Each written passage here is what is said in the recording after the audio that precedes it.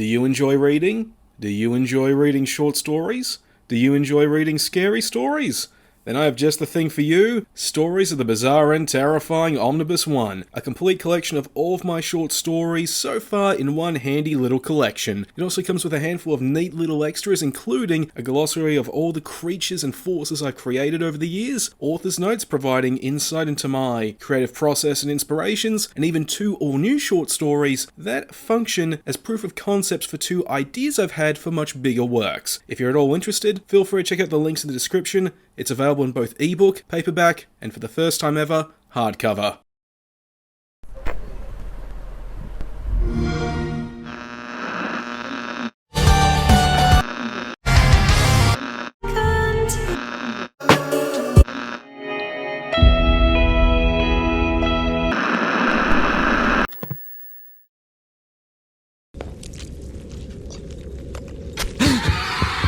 And 2022 is over, but as one year ends and another begins, it's always a good idea to look back at what really stuck out in the prior year. For 2022, I did play and review a fair few games, and I gotta say, a good number of them really did stick out to me, and it wasn't just games that I reviewed, there were also a good number of them I played that I didn't, that were either new releases or came out in prior years that I only got to play then for the first time ever and really enjoyed. So I decided to put together a nice little list of the 15 games that really stuck out to me in 2022. This includes not only new releases from that year as well as stuff I reviewed, but also games that came out in previous years that I didn't get a chance to try out until sometime in 2022. And I also want to make it clear that while this does contain my picks for games of the year, this is not a top list. Like, this is not a list of the best games I played, simply the ones that for one reason or another really caught my attention in 15 short, unscripted reviews. So let's get this going with Mirrorforge.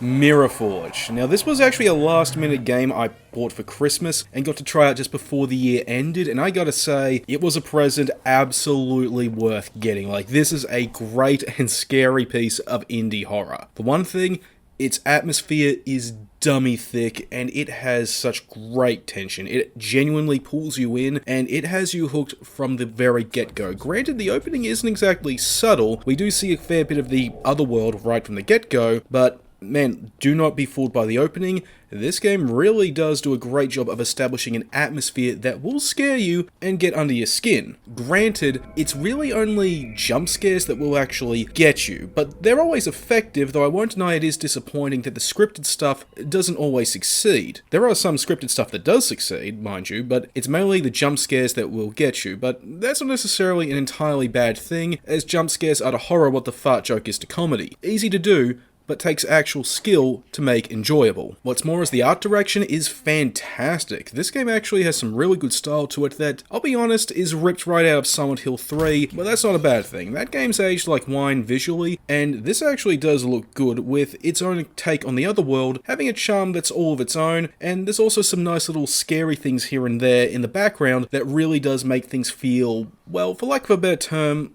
alive. However, the visuals are undermined by the graphics being rather lackluster, and at times, it did make me think that maybe this may have been an asset flip in some areas. Granted, okay, I've played the demo before this, and the demo had some pretty poor graphics compared to the screenshots on the Steam page, but this full game does have superior visuals. I won't lie there, but even then, it's still not exactly the best looking overall. And then there's the story, which is actually an enjoyable mystery surrounding amnesia, experimental research, trauma, and interdimensional conflict. Like, this goes into Lovecraftian territory at times, but that actually does allow for some really cool stuff to appear that makes you go, whoa. And for me, was the main reason I kept playing, because I wanted to see what the protagonist's connection to the Mirrorforge energy generator really was. But there is one thing that really does hurt this game, and that's that it is janky as all hell. I already touched on the visuals, but there is something worse, and that's that it does suffer from some pretty bad bugs at times, such as in one instance where the game literally just repeated a cutscene until I finally managed to bug out of a room out of sheer luck, or in some cases, the game wouldn't actually load in areas, causing me to fall to an infinite void and requiring a save reload in order to get out, until the last time I played it when the saves were corrupted and it would freeze up every time I tried to do that, so I then had to start over from scratch. That sucks, but I still ended up enjoying my time with it. At the very least, I get to spend more time with Mirrorforge. Cult of the Lamb. To say I enjoyed this game is an understatement because it's my critical game of the year for 2022. For those who don't know, haven't watched my full review, I actually got to try a demo of this early at PAX one year, and so I was looking forward to the full release, and man, this was just fan-frickin-tastic when it came out, okay? This game has absolutely wonderfully charming black humor and presentation that makes it feel like a less graphic Happy Tree Friends, where you got these cutesy, cuddly animals in a land of dark gods where people can ascend to divinity through faith alone, and it's just funny to watch and see, man. It also makes a lot of the characters highly enjoyable as they do these dark, terrible things. But granted, the art style does have one flaw, and that's that in the combat segments of the game, it can make them visually cluttered and thus difficult to see where things are, leading you to being put in a position where you'd be hit by an attack you otherwise could have dodged, and this can get rather annoying as you lose track of your lamb. Now, as for the gameplay itself, it's essentially Animal Crossing mixed with roguelike dungeon crawling, and they complement each other rather well. You do the Animal Crossing community to build it up so you can unlock upgrades that not only improve the community itself to make it more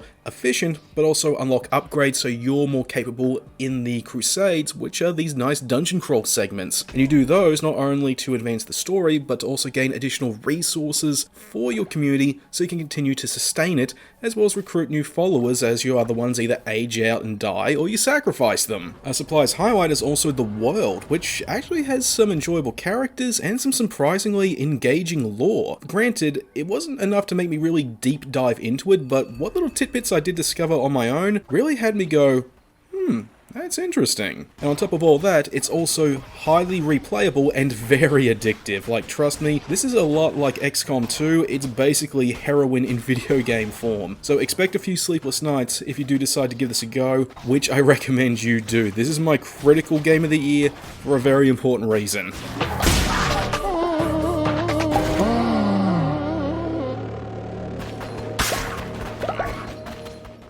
So that was my critical game of the year for 2022.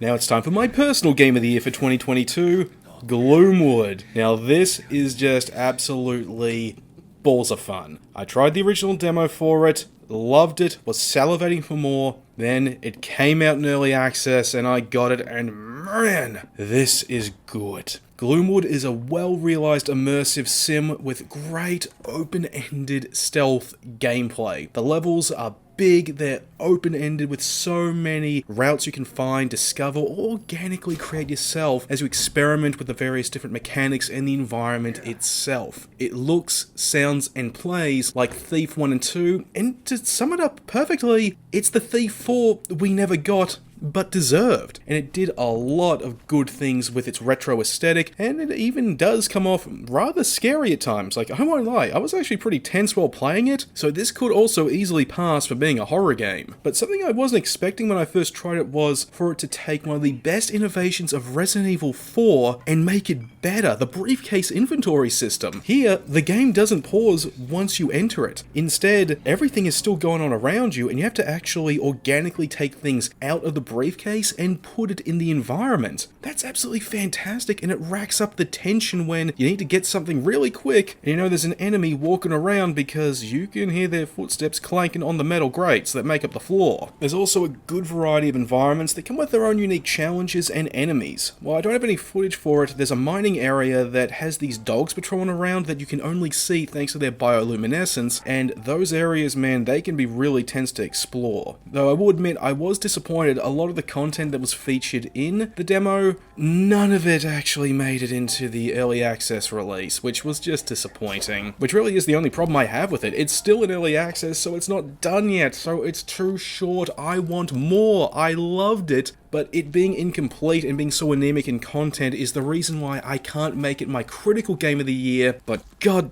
damn it if I can't call it my personal game of the year. The one I enjoyed the most on a personal, not a critical level. So if you haven't checked out Gloomwood yet, dude, you need to check it out, man. Especially if you love games like Thief. This thing, it's the shit.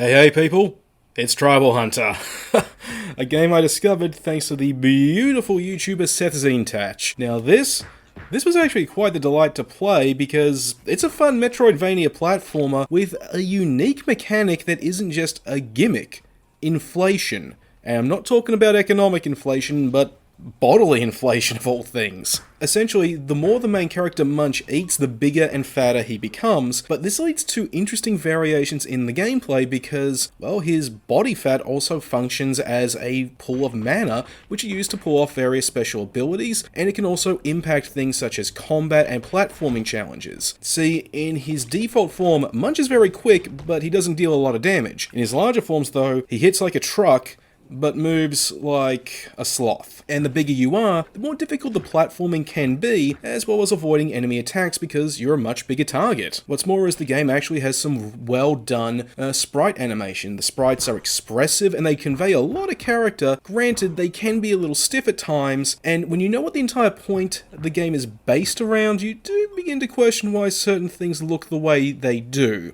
Yeah, essentially it's based on a very specific kind of fetish, which is inflation, but once you realize that, you actually just end up laughing because it's not explicit, it's just very suggestive, and you end up just going, what the hell?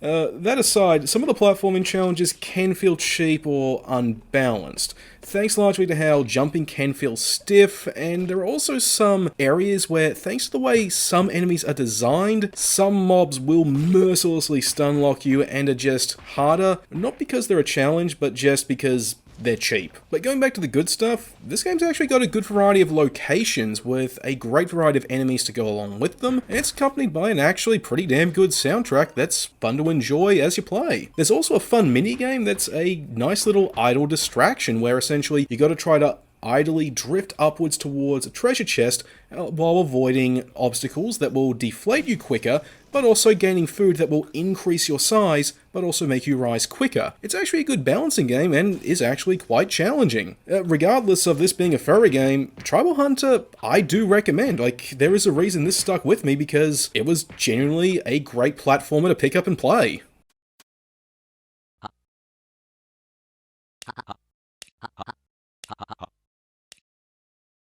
Night at the Gates of Hell is an absolute must-play for fans of the zombie genre. This is an utterly terrifying retro horror experience where resource management is king. If you do not keep track of your bullets, if you're not careful and run out of knives, then you are royally stuffed. Because this game is just nerve-wracking to play in a good way. One of the things that really stuck out to me was how the minimal HUD and the atmospheric sound design really helped to kick up the tension and just keep you on edge because there's no health bar or even an ammo indicator. You have to manually keep track of everything as it's on screen, and the only way to kill a zombie is to shoot it in the head. That's the only way. If you shoot anywhere else, you're just wasting bullets, and the zombies have some very varied designs which can make that really tricky, but when you nail it, it's always satisfying. Granted, the mouse aiming can feel loose, and that can make combat more of a chore than it really needs to be. That aside, this is a celebration of schlock zombie cinema, specifically of the Italian variety, through and through. Like, from the story, to the retro aesthetics, to the presentation, all of it is designed to be a throwback to films like Zombie Flesh Eaters, which honestly was actually a personal favourite of mine that I enjoyed back in high school. It also is accompanied by a wide variety of visual filters, and other visual options that let you customize it to an exact retro aesthetic that you prefer. However, some of these filters are more pleasing on the eye than others, and those ones can make the game artificially more challenging because it becomes harder to figure out which couple pixels are actually the head and which is dead air that's missing by a hair. But if that's not enough, this game also comes with two minigame experiences that tell their own unique schlock stories. I've only played one, and it was the Booty Creek Cheek Freak, which was just this wonderful send-up to 70s porn. Specifically the plot, nothing actually explicit, that ended up being this nice little maze runner type experience similar to Dark Deception. The other one I didn't play, but I imagine it would have also been just as fun and stupidly over the top.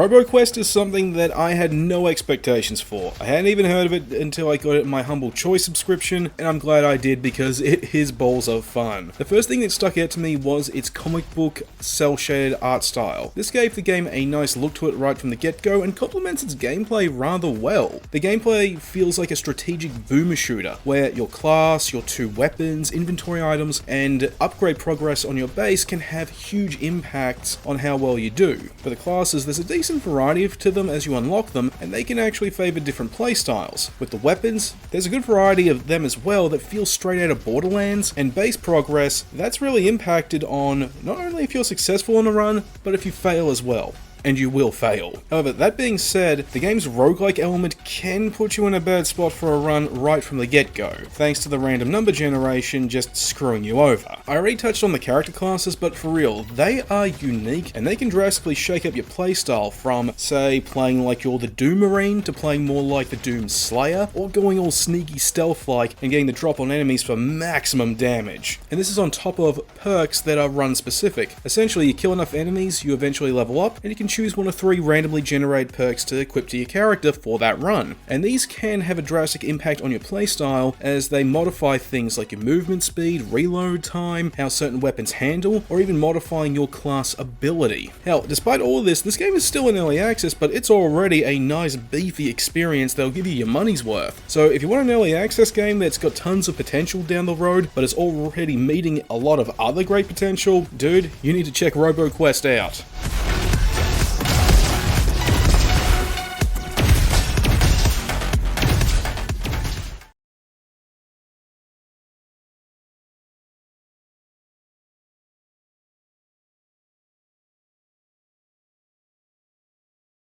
Now we move on to this game, which is one of a handful that I've backed over the years over on Kickstarter, Project Warlock 2. I had played the original one, and I actually did enjoy it, even if I did find it to be lacking in some areas, but that had more to do with my expectations rather than objectivity itself. This sequel, however, is a huge improvement over what came before. For one thing, the graphics are infinitely better. There's a lot more detail, there's much more fluid and expressive animation in the enemy sprites, and even in the guns and the attacks you fire off at them. And of course, this is a boomer shooter, so fun is the aim of the game right here, and let me tell you, it is, as you upgrade your weapons and acquire new spells to use against the various enemies you go against, and there's even a decent variety of environments to go through. A neat new addition to help shake things up is the inclusion of different playable characters that offer distinct playstyles. That's a nice addition, and as I said, it really does help separate this from what came before. However, it is impacted by just one small problem. The game's in early access, and as of right now, there's only one playable character, who as far as I can tell is identical to the first game's protagonist. But hey, what's here is already fun, so it can only get better as those other characters are added. In that respect, it's made some solid advancement in its early access state, with tons of levels, new rebalanced difficulty that feels a lot more fairer than when it first came out, and there's a lot of really nice small touches that really just makes this fun to play regardless of its state of development. I just wish though that I hadn't lost all my progress thanks to my saves becoming no longer compatible as it was updated, but hey, them's the breaks and this game is fun.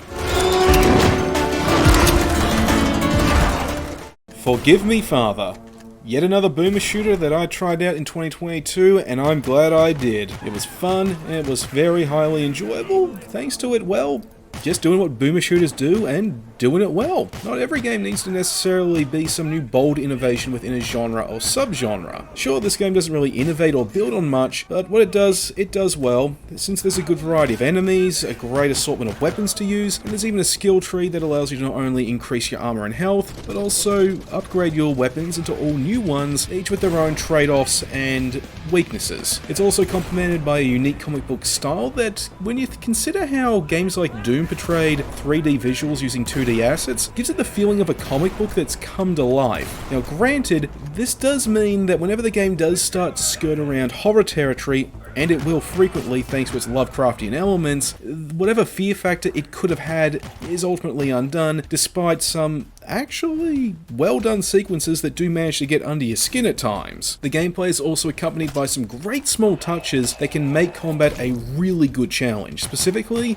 enemies react to being shot in certain places in different ways in a manner similar to the necromorphs from Dead Space. For instance, there are these zombie enemies in the game that sometimes will be carrying around a severed head, and if they're carrying a severed head and you shoot them in their normal head, they'll actually put the severed head on as a replacement in a manner similar to a player using a life. So that means they're around for twice as long. But if you shoot the head they're carrying out of their hand, then you've robbed them of that life. There's also other enemies who will basically change their entire behavior if you shoot a tank they're carrying, or another enemy where if you shoot their lower body instead of their upper body will survive and they'll crawl towards you. Stuff like that's really awesome. However, I did notice that there is some wonky hit detection at times with the combat, but I mainly noticed this when I was using the pistols, and that may have more to do with how the pistols handled than the hit detection itself, but it is something I could not help but notice.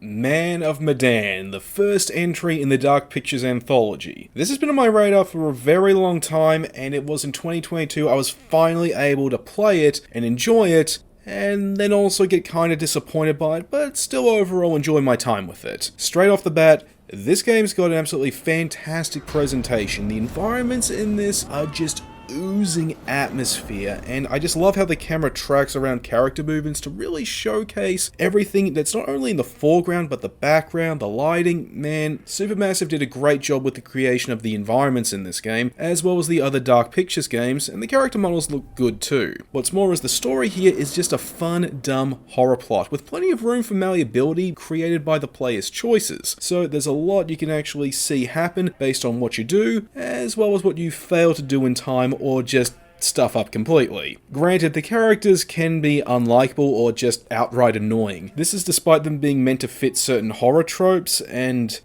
yeah, if you can't really bring yourself to like a character, then you're not really going to give a shit what happens to them one way or another, even if that's a result of your choices as the player. On top of that though, the mystery of the lost ship is actually interesting, and is fun to see how it is revealed organically through the characters' interactions and discoveries. But as for the gameplay, outside of some basic puzzles and quick time events, the majority of the gameplay really is just wandering from room to room and occasionally picking up something to look at, and I won't lie, that can get kinda dull. And the game is also loaded with some unfair character-specific fail states that really can just hurt the experience as they come out of nowhere. And this was just a personal nitpick, this final part. By just playing blind and doing what came naturally, I got a very unsatisfying version of the best ending, which just felt anticlimactic and really just came out of nowhere. That being said though, I wouldn't mind playing again and doing things differently, just to see if I can get a more interesting, worse ending.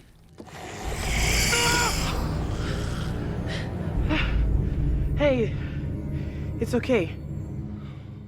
But now let's move on to the next boomer shooter I played in 2022 that stuck out to me, Incision, and I actually knew about this before it got released on Steam. I tried the demo that was available on another site that I can't remember the name of. It was either Itch.io or GameJolt, can't really recall. And this one, oh man, it is just satisfying. And not just because it's more awesome boomer shooter gameplay. Like Forgive Me Father, it doesn't really innovate on that style of game, but it just does it well and is fun. But instead, we get some really nice retro visuals that are married with bioorganic hellscapes. And the result of this art direction is a world that is genuinely terrifying, where everything from people to buildings to machines have all been broken down and reassembled into unholy marriages of flesh and metal, and it just looks great! It's also accompanied by some great enemy and weapon variety. With the enemies in particular, you gotta look closely to find the lore, and the information about who and what they are and how they became what they are is both interesting and terrifying. Hell, I dare say this game actually kind of skirts very close toward being a horror game at times, despite being, well, a power fantasy. It's also got a great soundtrack that really just drives home the action. It's all metal fueled, and it really does drive home how surreal and nightmarish this world can be, and it's also accompanied by some modular difficulty settings, which is actually nice and gives this game a great deal of accessibility, as you're able to adjust a number of factors when it comes to fighting against the enemies, which unfortunately is a necessity before you actually start playing. playing because the default difficulty, it's more annoying than fun, so adjusting either the damage or the speed of enemy attacks before you play is an absolute must, or else the game's going to be more challenging than it needs to be and not in a satisfying way. But hey, it's in early access, so they could at the very least touch up the default difficulty before it comes out in full release.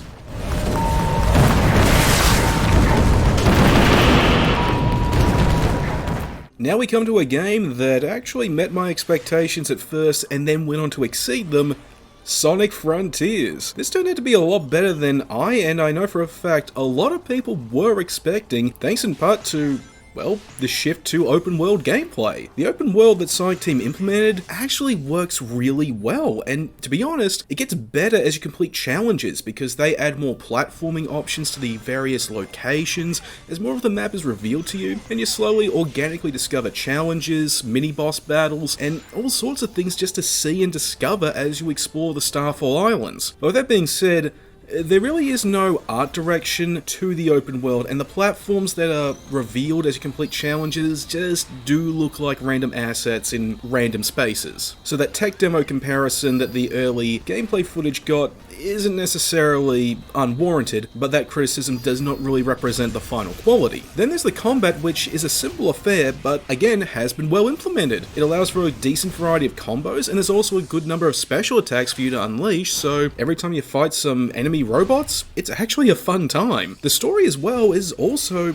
shockingly well written, and it does the characters justice beyond their usual 1, 2, 3, but it does suffer from tonal whiplash in that there's no real transition from when it's being goofy, reflective, or serious. It's just one or the other one, there's no in between, which is a shame considering this was written by one of the dudes behind the current IDW comics, and despite that he did do a good job. The music as well is also great, and then there's the cyberspace levels, which are these nice challenges that feed into the overall progression, and they show that there's still life in the gameplay established in Sonic Unleashed, and I have to be honest, they've now got me wanting a remaster of Sonic Unleashed. There's also fishing and grilling minigames hosted by Big the Cat, and they're actually an unexpected delight and do get you some nice bonuses within the game. The only other problem I've really got with it is that the presentation is lacking due to poor texture work and some god-awful draw distance. Whenever the camera is up close on Sonic, you see how his body is needlessly overly textured, and the texture work on the ground and the oceans, yeah, they're pretty blurry and don't look that good. And as for the draw distance, you can actually see the platforms in the open world just pop in as you move around like they're just coming into existence. I've heard this is especially bad on the Switch, but that aside, Sonic Frontiers is just an absolute delight. So tasty! It should be said that I'm a fan of Souls-likes. I've loved them ever since Lords of the Fallen, and before that, I loved, and still love, Dark Souls, alongside everything else that From Software had made before this, but I never actually got to really play the proto-form of Dark Souls, Kingsfield. In fact, I didn't even know it existed, but then I stumbled on a Lunacid, which was created to be a throwback to the early days of Kingsfield on the PlayStation 1, and I gotta say, it scratched that Souls-like itch really well. For one thing, it is a well-realized retro throwback to not only Kingsfield, but PlayStation 1 graphics and gameplay in their entirety. Granted, it does come with a number of graphical filters that do help add some flavour to it, but they can also make the in-game text harder to read, which is honestly completely needless, as the game's already fairly challenging. It's also beautifully atmospheric. Everything from the lighting, the art direction, and the sound design makes you feel like you're exploring this alien world that's underground, a post-apocalyptic hellscape. So while the world above is already alien, you've just gone to that alien world's version of hell and trying to crawl your way out. Character progression and exploration are also rewarding and come with their own various challenges, as soon as you do pick your character, you're going to be geared more towards using certain weapons or facing enemies a certain way, and each enemy is unique in how they're best taken down. And on top of all of that, this game is also crammed to the brim with creativity. As an example, there are numerous abilities in the form of magical spells you can find that are completely useless, but they do make sense within the confines of the world, while there are other various weapons you can upgrade as well as spells you can find that have actual uses that when combined together can actually make you, even when you're still starting out, an absolute powerhouse if you know what you're doing. Regardless if you're a fan of Souls-likes or Dark Souls or not, Lunacid really is worth checking out. Even if it's still in early access and not done yet, which I know I've said before but I'll say it again, I want to see more of it, but until it's fully done, I can't.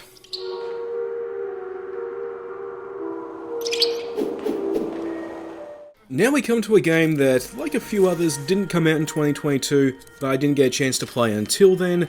Maid of Sker, an interesting little horror game that sold itself on making sure enemies don't hear you. And I gotta say, I really enjoyed this one, mainly because it was genuinely tense and scary thanks to its sound design and soundtrack. The soundtrack has some really nice atmospheric notes to it that really does make everything feel tense, foreboding, and like something really messed up has gone down, while the sound design is ripped right out of Thief because the enemies, they're blind, they can't see you, but they can sure as hell hear you, and so the main way you get around is with a unique take on stealth gameplay where, well, you don't worry about the enemies spotting you, but whether or not they can hear you, and the main mechanic around this is holding your breath. So that way when the enemies are close and nearby, they can't detect you. And at the same time, you can also use ambient sounds to try to lure enemies away, and this is actually fun to play around with. It's just a shame it's not really used much in creative ways. Stealth is very basic, and to be honest, so long as you have the room to run away before an enemy can actually reach you, you can easily stuff up a stealth segment and still get away without any real loss of health or resources. On top of that, the visuals for the game do look washed out,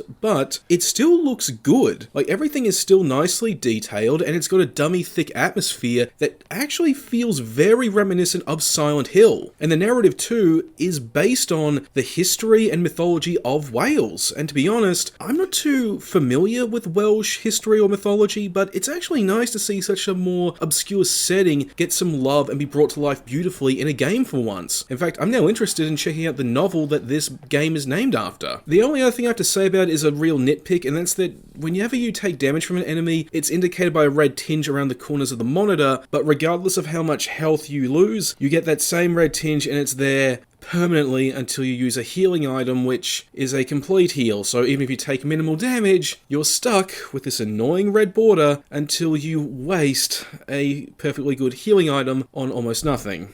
It's like taking morphine because you stubbed your toe.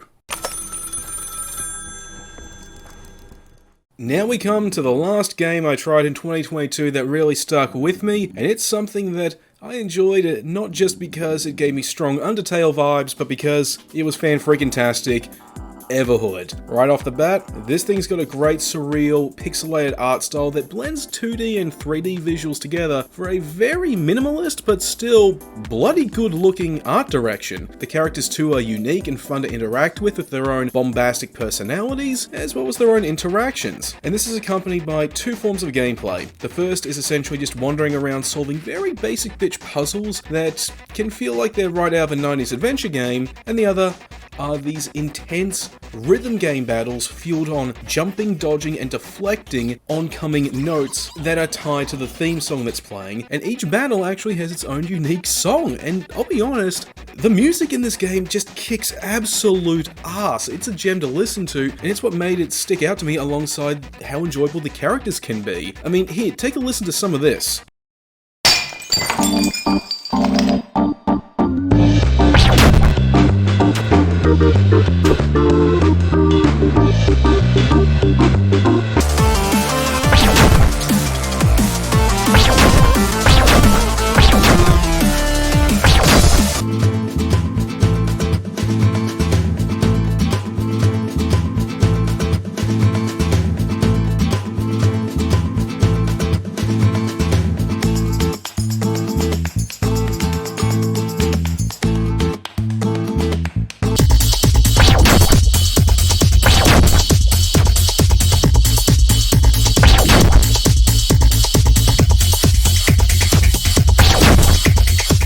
real complaint I have with Everhood is that even on normal difficulty, the battles can feel more hard than normal at times. If you're playing on PC like me, the control scheme for them can actually feel a little bit finicky, and you can end up failing not due to a lack of skill or misreading enemy patterns, but because you reflexively hit the wrong button completely by accident. That one blemish aside, Everhood is fan-frickin-tastic, and if you loved Undertale and Deltarune, dude, you owe it to yourself to finally check this out. I'm glad I did.